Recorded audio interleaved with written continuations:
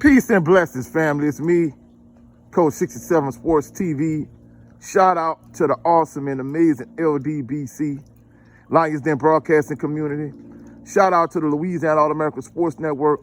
And shout out to the greatest university in the world, the Southern University, home of the mighty Jaguars. On Tuesday, January the 21st, Baton Rouge was turned into a winter wonderland. It did a lot of snowing here on Tuesday in Baton Rouge. However, the snow is starting to melt.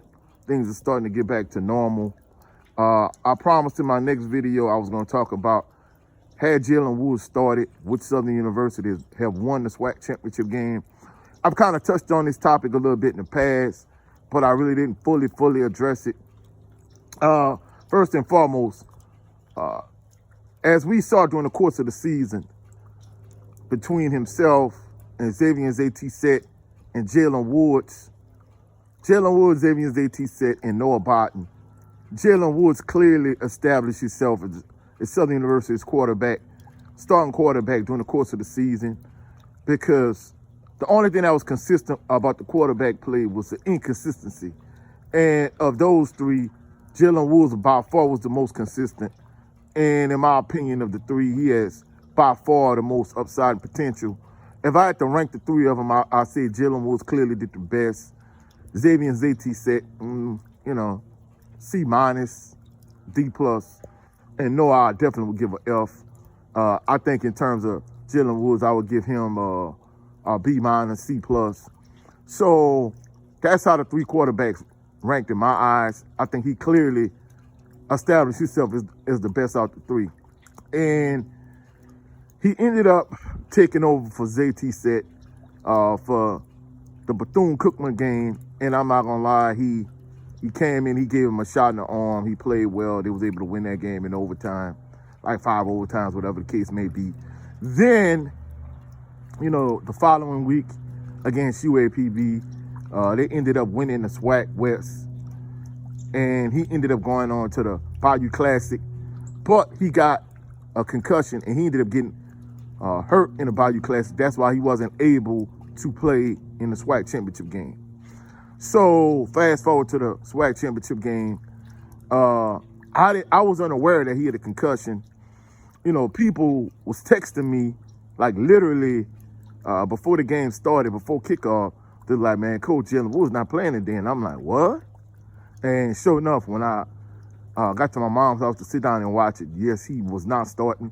In fact, I heard it on the radio leading up to kickoff for the game. So found out he wasn't going to start. They started Zay, and I'm not going to lie, Zay played well the first half.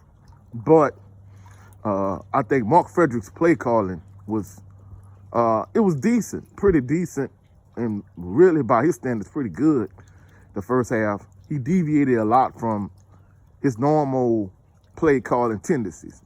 However, in the second half, I think the fatal mistake was at the end of the first half, Southern didn't capitalize when they had a 7-point lead and the ball.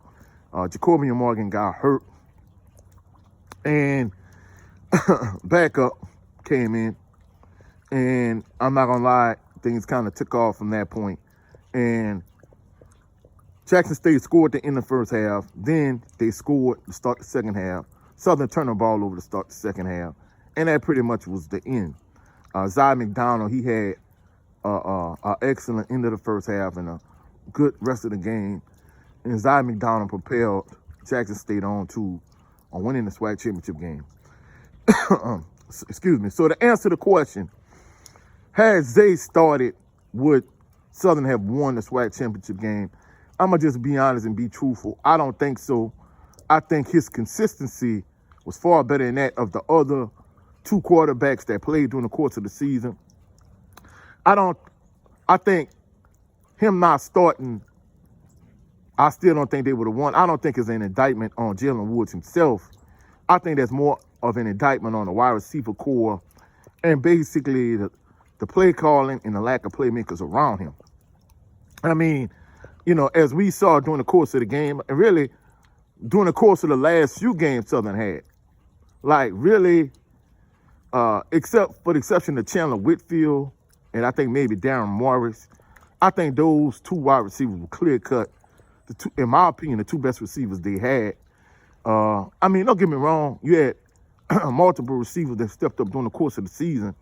I guess that's why they played so many in the Blue versus Gold spring game last season. But truthfully speaking, like, I think Chandler Whitfield is more of a number 2 receiver, but he clearly was the number 1 receiver on this team. I think Darren Morris, when he was healthy, I think he was probably the second best. And then anything outside of that, whether we're talking about Tyler Kirkwood, whoever. I mean, the receiving core was inconsistent. Even though we talking about Quay Davis, all the receivers dropped a lot of passes during the course of the season, put the ball on the ground in the SWAC Championship game. So the inconsistency at the wide receiving position, not only that, just the lack of playmakers offensively, and Mark Frederick's like bland vanilla offense. I think all of those things would have put Jalen Woods in a tough spot. And I don't think he would have been able to overcome all of those issues that, that he would have been presented with. Now, don't get me wrong. Truthfully speaking, the defense had a heroic type effort. And really, we could say that the last couple seasons, the defense is really what carried Southern, really, truthfully speaking, the last few seasons. But I think we're at a point now where I think they're doing a good job. Coach Graves and staff, they're doing a good job recruiting. However, I think they need to do a better job getting more playmakers around Jalen Woods so we don't have these same issues next season. So they're doing a good job getting big, ginormous offensive linemen. They're doing a good job getting DBs. But we need some playmakers and some game breakers offensively, because if you're going to keep Mark Frederick as the offensive coordinator, then you need to have some guys that could, take a 5, 10-yard pass and take it to the house if you're just going to rely that heavily on the running game. So either from an offensive standpoint, you need to have more diversity in terms of your play calling, whether we're talking about shovel passes to the running backs, screens to the running backs out the backfield, bubble screens, tunnel screens, jailbreak screens to the wide receivers, jet sweeps, reverses, more play action, for the exception of the little, running power and running RPOs. There needs to be more diversity to the offense, and you need to have more game breakers and playmakers on your offense. So if you're not going to have the kind of game breakers and playmakers that you're going to need, then you're going to need to add more diversity to the offense. But overall, I think Jalen Woods was clearly the best quarterback Southern had this past season. But unfortunately, I think even had he played, I don't think that would have been enough to get him over the top in the SWAC Championship game. That's just my personal opinion. But that's it for this video. If you find any value in this video, please like the video, share the video, comment in the comment section, subscribe to the channel. Also, click the notification bell so you can be alerted anytime I post any new videos. Also, go check out my brother's channel, Jared 11 Green, Southern Baller Show, every Sunday, 3:30 p.m. Central Standard Time. Also, go check out my brother Brent Fox on his channel with his show. It's just me starring Brent Fox. And also, go check out my brother 7A Sports TV. He has 2 channels. His primary channel is 7A Sports TV. His backup channel is the No 304 Show. Every Sunday at 8 p.m. Central Standard Time, he does a live stream with the brother Blu-ray Fitness. Go check him out. Y'all have a blessed, phenomenal day. I'll catch y'all on the rebound. Peace and blessings to everyone. Next video is going to be my Southern University top 10 defensive ends. Catch y'all on the rebound. Peace and blessings.